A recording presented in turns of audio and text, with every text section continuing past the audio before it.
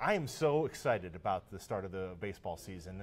And I don't know, Jimmy, maybe it's because of how the Indians finished last year, kind of this unfinished business type thing. Knowing that this team, I think, is a really strong contender again, I think it's always exciting to get the season underway. Yeah, it is, and you're right. It really is exciting because of the way the Indians didn't finish last year, because they were such a great team. Yes, and 22 wins in a row, 102 wins on the season, a Cy Young Award winner. You would say to yourself, Lindor, an MVP type candidate. Okay. Ramirez was a finalist. Was a finalist, right? And you would say, how was the World Series parade? Right, but, exactly, we didn't even get to the ALCS, which is the amazing part about baseball. It's such a marathon to get there. Right. But it can end so suddenly, which it did. And I think that's obviously the driving force for the Indians going into the year, because the window is open for the Indians to go to the World Series and win it.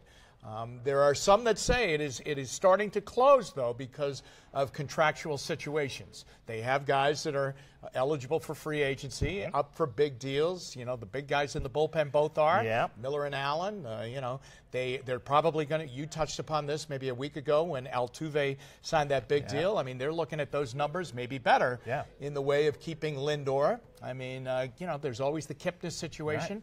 Right. Brantley, $12 million to play this year, and at least he's not going to start the year tomorrow night. He could be back next week when they come home. So the window is open, but you wonder if it's closing a little. And it's we were so surprised about 2016, and the Indians were a good team in the regular season, but they had so many injuries, and I remember Paul Hoynes, our buddy from Plain Dealer and Cleveland.com. I mean, after Carrasco went down in September, he's like, okay, this is done. I mean, the Indians are, this is over. And the Indians come within an eyelash of winning it all. Nobody expected them to get that far. They were certainly shorthanded once they got to the series. But I guess the point being, nothing is guaranteed. As all those things you laid out are reasons why while you see a chance, take it. I'm quoting Steve Winwood. I mean, you've got to.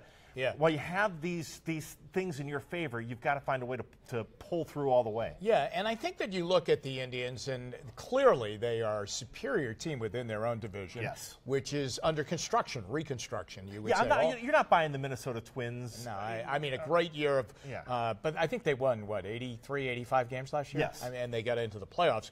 Unbelievable job by the Twins and a good young team, but I don't think in the same class with the Indians. And I think Kansas City is rebuilding. We know, and I think Detroit's rebuilding. And I think Chicago's rebuilding fast. Yes. And I think they're a year away from being a team that you'd have to watch out for. They could be an exciting team that could catch fire. Remember now, they are the team that traded away people and got everybody's best prospects. Right. Yankees, Cubs, Red Sox, they got them all. Yeah. And now they're getting better, and they're getting better together, and they're about ready to break onto the major league scene. And, so the White Sox are maybe at least a year away. But the Indians are clearly, wouldn't you say in any division in baseball, maybe other than the Astros, the Indians are clearly the best team in their division by a wide margin. By a wide margin. I think so. As I look at every other division, I mean, I think the American League East is up for grabs. Yes, the Astros in the West. I mean, very, very good. But, I mean, all the National League divisions, I think the Cubs are going to have get a run for their money from, I think, the Brewers and the Cardinals. The Nationals in the East, I don't know if they'll walk. I know Philadelphia thinks that they're climbing that ladder. I don't know if they're quite ready yet. Yeah. And then, I mean, I still think the Diamondbacks and the Rockies are going to provide some competition for the Dodgers out west. I think the Rockies are a team that was good last year, and I think that they've done some things that can improve themselves. They're an interesting team. Arizona, Torey Lovullo did a great job with them.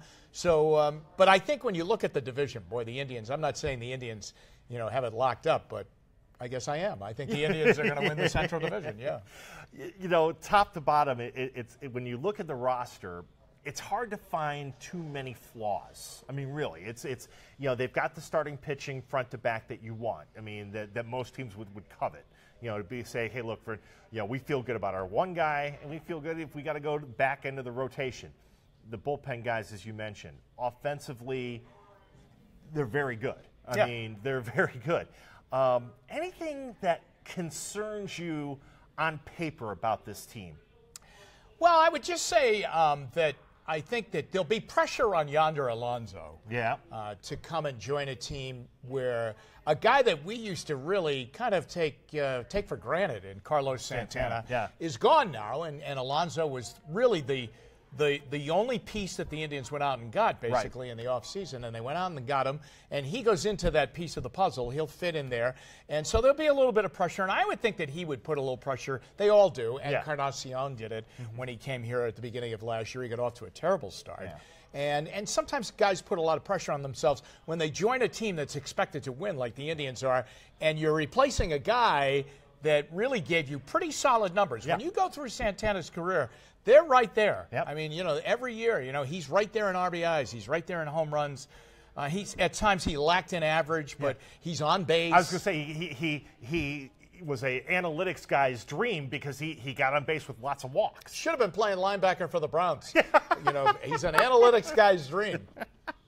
Sashi Brown could have done wonders with him. Let me tell you, yeah, he would have been great. I just is there any spot that worries me? The only thing I would say is, injuries. I mean, Brantley, I'm not saying he's fragile, but I mean, he's missed over 200 games in the last few years. Kipnis. And how that works, because remember, they could easily shift that. Very quickly shift that and go into what I think maybe in some people's minds, even over in the offices right by Progressive Field, think would be a better solution anyway. I mean, I think they liked it when they had Ramirez at second. I think they did too. I think they did too. Again, we always talk about this with Terry Francona, loyalty, and there's nothing. That's why guys love to play for him. I mean, Michael Brantley, Terry Francona would stake everything with Michael Brantley. He would stake everything with Jason Kipnis. I mean, there are those guys. Jan Gomes, that's another one. Gomes, who had that really bad year a couple of years ago. And, I mean, they stuck with him. I mean, they stuck with him. And they had other catchers. Perez was doing a really good job. So I don't think that there's anything. I would just worry about injuries and if they mount up on them. Other than that, I would think that the Indians are really a very, very solid team. We watched. I think there are 4 super teams. And that's what that's what the discussion this year is about. Super teams. I've noticed that. It's kind of like with the Cavs in the NBA and the Warriors. They're super teams. That's the talk in baseball this year. I think there are 4 in the American League. I think there are 4. I think the Astros. Yes. I think the Yankees. Yes. I think the Indians. And I will throw the Red Sox in right now, but I don't know. I think the Red Sox, they're an interesting team. They have a new manager in Alex Cora. I was going to say both those teams you mentioned in the East have new managers. Aaron Boone and Alex Cora. But I think that you take a look at a lot of people say Houston is really good again. I mean, they're loaded. But the only thing that when I think about Houston, I think about the Cubs. And that can you sustain that surge for another long year? And that was the problem for the Cubs. They really got off to a slow start, and they were sluggish the rest of the way. And then they had to really kick it into an amazing high gear after the All-Star break. Just to get into the playoffs. Just to get in. I mean, I can remember the last 2 weekends of the season, they were in a really critical series in Milwaukee. And they went in and they took I think they took 3 out of 4 in there and should have swept. But if it had gone the other way, they were in trouble. So, it will be interesting, you're right, to see how the Astros handle all of that prosperity and greatness that they have. They are young. They have the veterans in the right spot. They're a great team. But I would think that, the Indians are a team that, whereas you wonder, can a team repeat with the greatness and not suffer a hangover? I would think the Indians are so ticked off at the way their season ended last year, and only to blame themselves. They're so ticked off that's got to be an internal flame going on there. Well, you got to think. I mean, if Lindor and Ramirez. I mean, Kluber. I mean, Corey Kluber is so quiet and soft-spoken.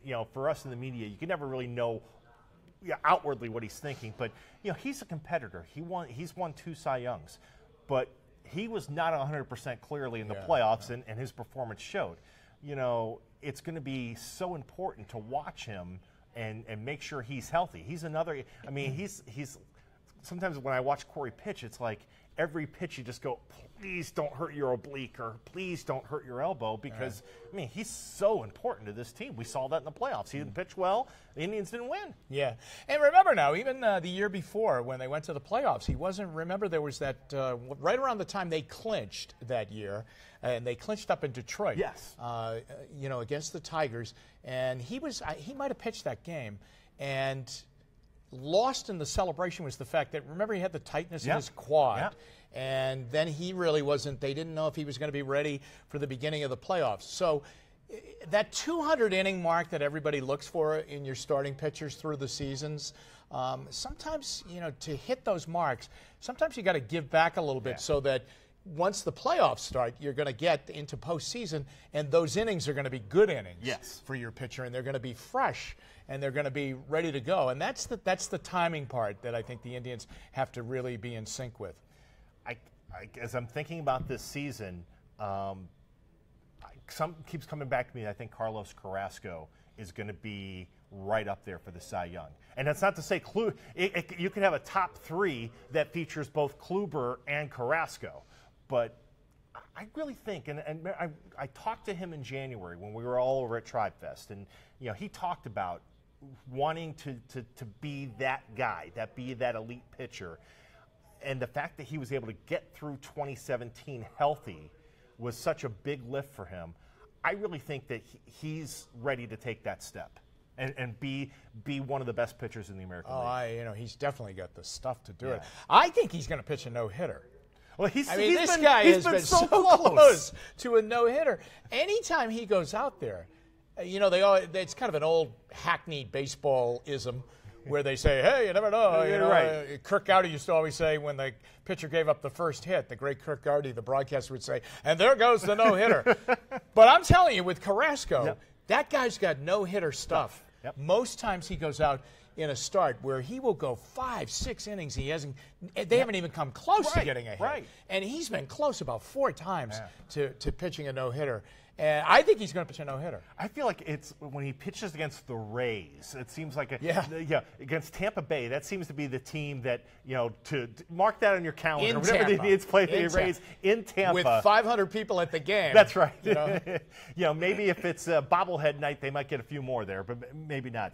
And the other thing I guess is from the offense. You mentioned Alonso. Just kind of put a bow on this. The Indians top to bottom, it's like I looked at their mock lineup. It's like, okay, you've got Lindor as your leadoff. You got Kipnis. Okay, you feel good. I really wonder this year if Francisco Lindor is going to be the most valuable player. Altuve got it last year. I think Lindor certainly has everything in his makeup to be that guy, to put up the numbers required, to have the highlight plays required. Everything that goes in and being the catalyst of a championship caliber team. He's got all the makeup to do that, I think. Yeah, he does. Some say he needs to play the game a little bit with a harder approach. Some say that about him because he's really carefree. Yeah. I say no. I'd rather not. Yeah. I like the way he plays, and I think that keeps him out of bad spells, big slumps, long slumps, droughts where he just puts too much pressure on himself. So I say no. I think you're right. Yeah. He's got definitely that kind of ability to do it. But again, now here's a guy that realizes, and I mean, he took his offseason very seriously. I mean, he's muscled up. He's got a different haircut. But he realizes he didn't get it done in October. Right. I mean, he had a bad series. He had one good swing. One good swing, one great moment. Which shouldn't have even come to be. That's right. I mean, that's right. If Joe Girardi had made the right call in the replay, he would have been a strikeout victim, and they would have been out of that inning. He hit the grand slam, though, that got them back into that game, too, which they eventually won. He was dormant and quiet, though, after that, and he had a lot of opportunities. Yeah. So I'm sure that has driven him. Yeah. But I hope he doesn't, he just plays with such a flair. Such a happiness. And the fans here, it's one of those things. Sometimes, the way a player connects to a fan base. Well, I got to tell you, just on that, I was just going to slip this in. There was something over the weekend where they were out in Arizona, and there were Indians fans out there, and there was a little kid standing by the Indians dugout, and for the entire game, he had a big thing of Starburst, and he wanted to give Lindor a Starburst. Hey, you want a Starburst? Finally, Lindor goes over to him, right? Yeah, and you know, and gives him a big hug, and he and the kid have starbursts. That's cool. I and love that's that. what I want him to do. Yeah. I don't want him to become, you know, some player that nobody can talk to. No. Because I think everybody gets the, you know, Lindor and Ramirez, you know, the two of them really have embraced the Indians and embraced this fan base and the way they play. And it's not just the hair or anything, it's the way they play, the way they interact with the fans. And it's contagious. Yeah. And it's one of those things I'm really hoping after watching Jarvis Landry and some of the Browns in that video that they did down at wherever they were training, Miami, with Taylor. You sit there and you go, wow, I mean, these guys get it. You know, anything to fire up the fans, right? I'm going to tell you something, okay? There is reason to be happy and a little bit excited about what John Dorsey has done in a very short period of time.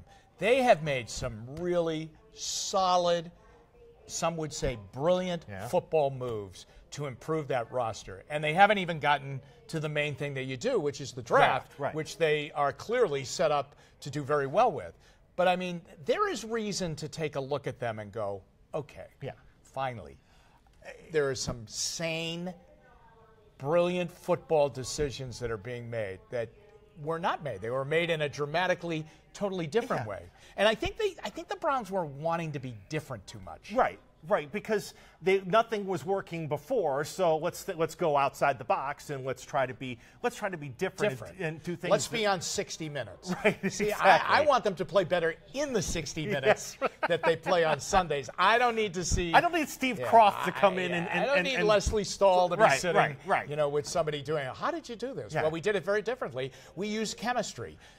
Just like getting together? No, actually chemistry. We mixed things up. Potions. We found linebackers and safeties. You know, you've been to the building a couple of times. If you've listened to ESPN 850 WKNR, Jimmy's been filling in a couple of times on Cleveland Browns Daily. So you've been around Berea a few times here in this offseason.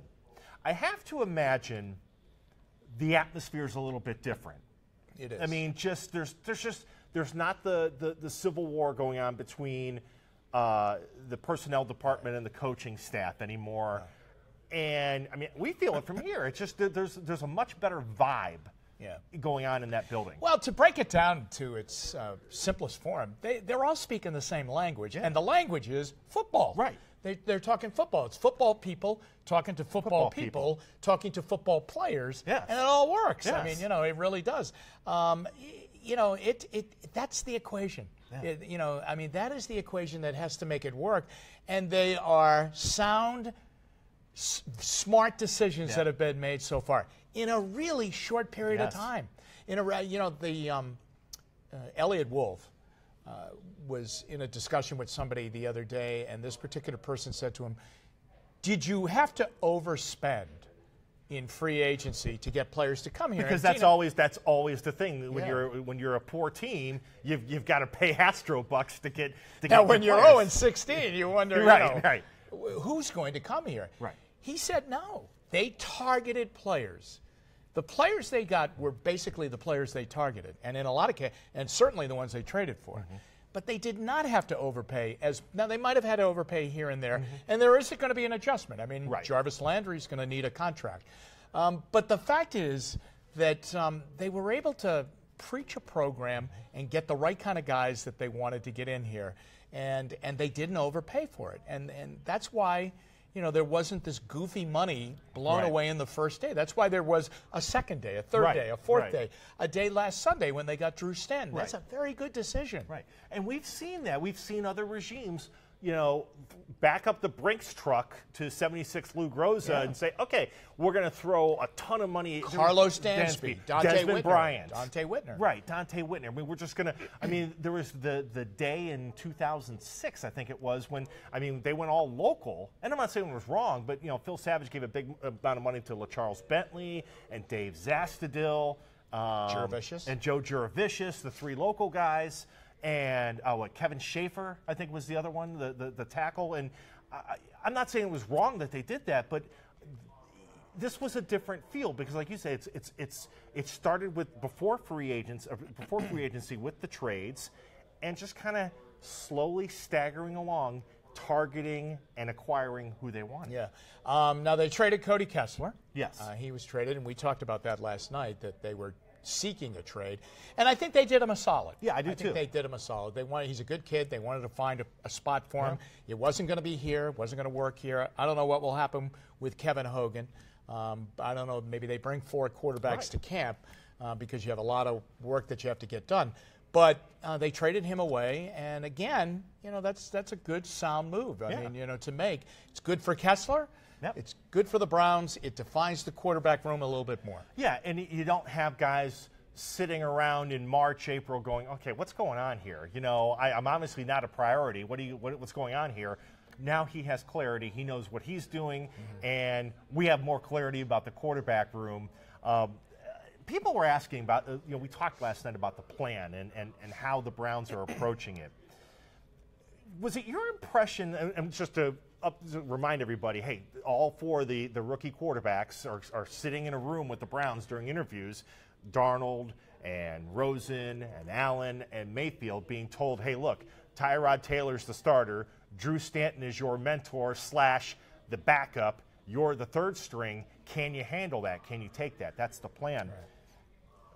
What is it your impression that maybe in the past, and maybe in the Manziel draft, maybe in the Whedon draft, that wasn't necessarily explained because there wasn't a plan a lot of times with how they were doing that? You had a veteran, but you didn't know if the veteran was going to start, if he was going to be the bridge, what was going on. Yeah, well, there seems to be a lot more clarity now than there's been in the past. I totally agree with you. There are a couple of good stories about that. When Whedon was drafted, Mike Holmgren said he's the starting quarterback. Colt McCoy is saying, wow, wait a minute, I thought we were going to compete. Right. Now they go to training camp, and the first day of training camp they say, there is going to be, competition and everything like that. A week in, Whedon is named the starting quarterback, and Colt McCoy is saying, wait a minute. Hello. And right away you got a bad vibe. Right. Okay, you got a bad feeling in the situation there. So Brandon Whedon was given the starting quarterback thing. The Manziel thing is, believe me, Dino, you could do a movie and we could all be up there accepting Oscars if we were part of it. That's how great that storyline is. Whatever the heck happened there, there were 10 agendas there. Yeah. There was a Dowell Loggins agenda, the quarterback coach, to attach himself to Manziel. There was wreck this league guy. There was Brian Hoyer, who was Mike Pettine's guy. Because remember, Pettine had coached against the Browns that night when Hoyer tore his ACL. That's right. Pettine was the defensive coordinator with the Bills, and now he's the head coach of the Browns. Remember, there was a connection there. Right. Pettine had sent Hoyer a letter saying, hey, I commend the way that you played. Sorry it happened against us. But there was a connection there. So Pettine was a Hoyer guy. Right. Okay? And he knew Manziel wasn't ready. Then there was, there was the owner, there was the general manager, there was the marketing department. Right. They all wanted Manziel in to get, sell number 2 jerseys. That was a mess. Yes. That thing was a mess. Yes. There were so many pages, nobody knew what page to get on in that one. I mean, that was. And then there was an interesting one time when Brady Quinn was traded for, and the Browns had Derek Anderson, Charlie Fry. Yeah. Okay. Now the plan was Charlie Fry was going to be the starting quarterback, and Derek Anderson was kind of, he was kind of over here. And Phil Savage really did not want to create a hysteria by bringing Brady Quinn in because everyone knew he's an Ohio kid, he's a Notre Dame quarterback. You moved up, gave away the first-round pick the next year. You moved up, traded with the Cowboys to get him, put him in right away. And I think I have always believed this, that Quinn ended up coming into camp a week late, but not of his own volition. Yeah. The Browns just simply didn't get a deal done with him, okay, because they were signing Joe Thomas. That was at the time where a rookie could hold out. But Brady Quinn wanted to get in right away. Well, I've never. And so I'm glad you told me that because I think it was always portrayed that it was Quinn and his agent that were holding out for more money because I always remember hearing the storyline was that yes, Quinn was drafted like 23rd or whatever it was by the Browns. Yeah, I think it was 22nd. Or 22nd. Yeah. But the way it had been kind of portrayed is that Quinn's agent said, well, hey, look, he had been projected to be a top 10 quarterback, and it's not our fault that he fell, and we should be paid like a top 10 quarterback. Well, I think he did say that, but I think there's a time period where there was no dialogue at all. Like nobody was making phone calls, and in particular, I don't think the Browns were making a phone call because I think they felt if he comes in a week late, you can't expect him to be the starting quarterback. We'll take him out of the running. We're going to deal with Fry and Anderson. Right. And they wanted to deal with Fry at that time. Right. But if you remember, they go into the preseason, and they put Quinn in. They were playing the Lions. I was at that game. I had tickets, and I remember when he came in. I mean, Jimmy, you've done 100,000 preseason games. I mean, there's nary a buzz during those games unless the rookie quarterback comes in or the rookie flash comes in and makes a huge play. Then all of a sudden everybody's at the edge of their seat. Yeah. Brady Quinn, correct me if I'm wrong, did he led them to like a game-tying drive or game? I don't know. Well, they were down by a couple of scores, and he took them. He went in. The place went crazy. Nuts. You would have thought the Beatles had shown up. It was unbelievable. He comes in, takes them down the field. Nothing longer than about a 5-yard pass. They're all dink and dunks. Okay, and now the Lions have like their fourth defense. Yes, the grocery bagger posse. Yes. Yeah. Who was the writer that was the paper lion? Oh, George Plimpton. I believe he was playing linebacker for the Lions at that time. Anyway, he takes them down. They score a touchdown. They missed the 2-point conversion. That's right. Okay. They got the ball back. He took them down again. Yeah. I mean, he is just on fire. He's on fire. And the place went crazy. Now they come and they go to the third preseason game, and we are out in Denver. I remember that. And Charlie Fry is named as the starting quarterback, okay? And he takes the Browns down early in the game, and they score a touchdown, and Anderson comes in, and neither one of them, I mean, they're all right, but neither one of them light it up. So it's the third preseason game. They don't want to get Fry hurt, and they don't want to get Anderson hurt, so they put Quinn in. And he starts firing passes again, okay? And I remember SportsCenter that night after the game, that's their lead story, that Brady Quinn is so electric that the Browns need to start him. Yeah. And, of course, they didn't do it. They started Fry. He only lasted a quarter. Right.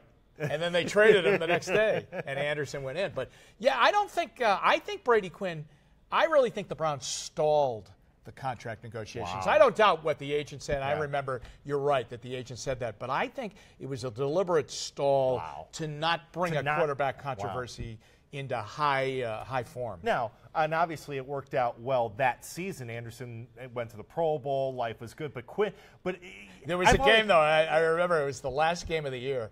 And is that the 49ers, right? The 49ers game. And Anderson had the bad game the week before that eventually really cost them the playoff spot against Cincinnati down in Cincinnati. But they had a scenario where they could get in. They had to beat San Francisco. They needed the Colts to beat Tennessee that night, and it was a Sunday night game. So anyway, they're in the game, and the 49ers were terrible. Yes. And the Browns are going down, and Anderson hits his thumb on a 49ers defensive player's helmet. Yep. And he goes to the locker room. And Brady Quinn comes out, and the place goes crazy. And he takes the Browns right down, and I believe Winslow dropped a touchdown pass. Okay? Yes. Dropped a pass that would have been a touchdown. And so Anderson comes flying out of the Browns locker room, grabs his helmet, and he goes back out on the field. He wanted no part of the fact that he knew that Brady Quinn was coming strong after him. And, of course, then the next year it happened that there was a shift in it. But that's the – But it's how different this is. At least, again, we haven't even gotten into minicamp, OTAs. None of that have started yet. But it's just the way the approaches and the clarity – is so much different than what we've seen. Well, I remember, last year, I can remember last year after Kaiser was drafted, which was the Friday night because it was the second round. Yeah. Okay, and, I mean, he was a well-known quarterback. He's from Toledo, but he's a Notre Dame quarterback again, okay, and he's coming out. And I remember that when the Browns brass came down into the media room, and you were out there, Dino. Yeah, absolutely. Okay, and they come down after they make a pick, and they came down. And right away, everybody went, is he going to start? Is he going to? You remember that, right? And they were saying, whoa, wait a minute. And all weekend long it was, is he going to start? And then Kaiser kind of threw a little gas on the flame by saying, well, I always want to start. Right. And, I don't think you're going to see that happen No. here this year. No. If you do, I think that guy, that rookie quarterback is going to get taken back and say, now, wait a minute, we had a deal here. You're going to see that the hook at up on the podium. Right. Yeah, this is not what we talked about. And that goes back to the plan. And that goes back to, can we really see Baker Mayfield being the guy to stand up there and say, yeah, I'm fine with being the number 3 guy. Right. Well, off what I've seen and listened to Baker Mayfield, I would say he would struggle with that. Yeah. That's his whole shtick. Right. And that was and like you said, that was Manziel's shtick, and he literally, it was a depressive situation for him that he wasn't the guy. Right. Great stuff. Last thing, Cavs are underway down in Charlotte. No Kevin Love tonight. I swear, I want him to put on his jersey fragile. Yeah. Please Or don't like break. how the quarterback in practice where he wears the red jersey and everyone else, you can't touch him. Please. One thing I throw out, and I know that I have been subscribing to the theory that there were winds of change that blew towards the Cavs. The only thing I find out about the Cavs that I've rethought this a little bit is that last night's game told me LeBron James cannot score 18 points and have the Cavs win. Correct. I mean, really, he needs 25, 30 points, 35 points. He had 37 Sunday against Brooklyn, and they barely won, right? They came on in the last 5 minutes of the game. I think you are looking at, even when they're all healthy, LeBron James almost needs to go into games and need 30 points for them to win. Now, I don't put that by him that he can do it. Right. But really, 18 points ain't going to get it done. No. And they're going to get blown out when that happens. Right. And Love had 1 point and 1 rebound in 7 minutes, but even if Love has his customary 17 points and 10 rebounds, the Cavs still would have lost last night. They look like they called it. People on Twitter were calling it to me the South Beach flu last night. The Cavs looked like they were hungover. Like I don't know if they're. I'm not saying that, but they looked like they were a step slow and just could not keep up with Miami. Right. But I think your point is true, and we'll certainly see tonight. I mean, as poor as the Hornets may or may not be, if LeBron doesn't put 30, 10, and 10 on the board, especially with no Kevin Love tonight, it may be a difficult win for them. Yeah, do the math. Yeah. All right, Jimmy. Great stuff. Okay. We'll get ready for the Indians season opener tomorrow. We gave you a little bit of a morsel of it tonight. For Jim Donovan, I'm Dave DiNatale. Thanks so much for watching the Donovan Live postgame show here on WKYC's Facebook Live.